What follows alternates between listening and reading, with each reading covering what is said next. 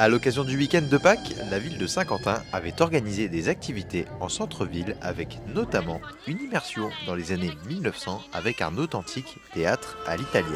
Le grand théâtre mécanique.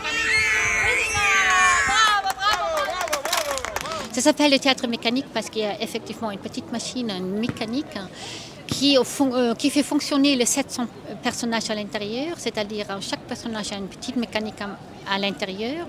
Il peut bouger les bras, il peut jouer les têtes ou les deux bras.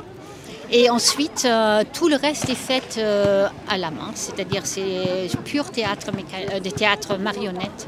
C'est-à-dire il y a des ouvreuses qui viennent, il y a des spectateurs en retard qui cherchent leur place, il y a un technicien qui pousse une petite caisse, il y a un cinéma, il y a plein de choses à l'intérieur. Et ensuite, il y a 3 coups et il y a un petit spectacle sur scène.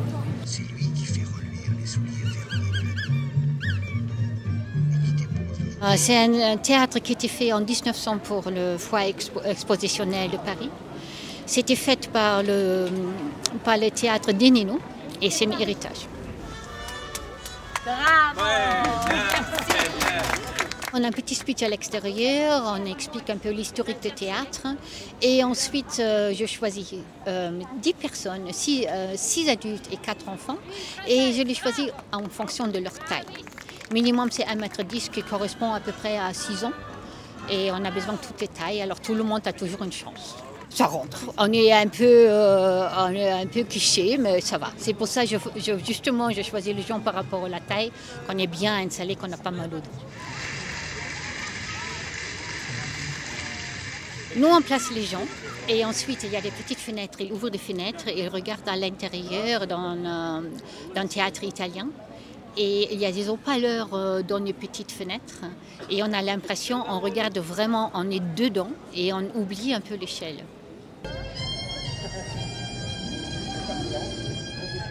Il fallait complètement restaurer et la scène à l'intérieur c'est aussi modernisé, on a fait quand même pas mal de changements. Les haut-parleurs maintenant qui n'existaient pas à l'époque, la lumière est différente, les personnages il fallait les restaurer et la scène bien sûr c'est quelque chose de notre époque.